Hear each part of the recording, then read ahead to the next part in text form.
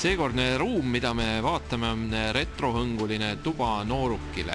Eveli, sina oled selle teinud. Kirjelda palun selle ruumi saamislugu. Ruumi inspireerisid eelkõige sellised nukralt prügikastides kõrval seisvad vanad mööblitükid, mis tegelikult on oma iseloomult päris selliste tavaliste ja lihtsate vormidega ja nendega tegelikult annaks nii palju huvitavat teha, kui neid lihtsalt prügikasti kõrvale jätta seisma. Seda enam nagu nooruki või lastetoas, kus need tujud ja meeleolud muutuvad päris kiiresti ja mõttetu on nagu iga tujuga kaasakäivalt uus mööbel soetada, et seepärast on lihtsam ja huvitavamgi võib-olla siis ise lihtsalt mööblit värvida.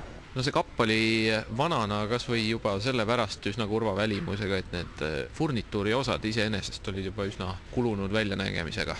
Et nad mitte ei olnud ainult kulunud väljanägemisega, vaid nad olid ka muranenud ja seetõttu ei püsinud enam hästi seal küljes, et see oli hädavajalik, et sinna uued kapinupud panna. Et vanad nupud lihtsalt ähvardasid kätte jääda, kui sahtlit üritasid lahti teha. Tuleme nüüd selle diivani kangast inspireeritud kapi juurest tagasi diivani enda juurde. Kirjelda nüüd selle diivani ja kõrval asuva retrokujulise tugitooli uue näo saamist.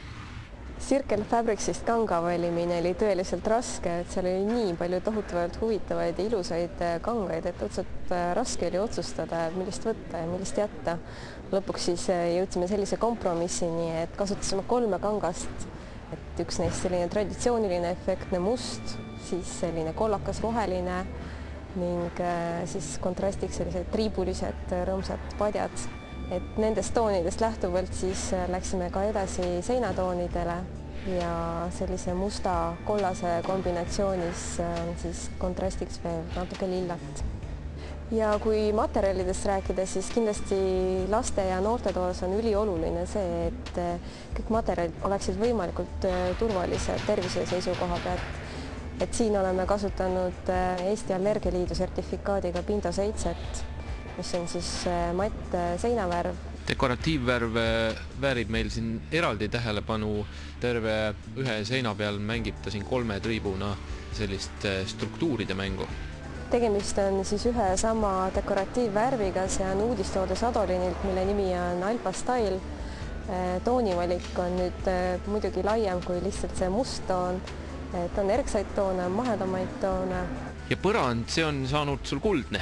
Põrandalauad leidsime Voodrilaua keskusest ja tegemist on huvitava profiiliga laia põrandalauaga, mis on männipuidust ja sellise huvitava tooni me saime sellega, et värvisime ta üle kõigepealt Sadolini kullavärviga Sun, mis imendub hästi põnevalt puus pinna sisse ning tekitab sellise laigulise läikiva efekti.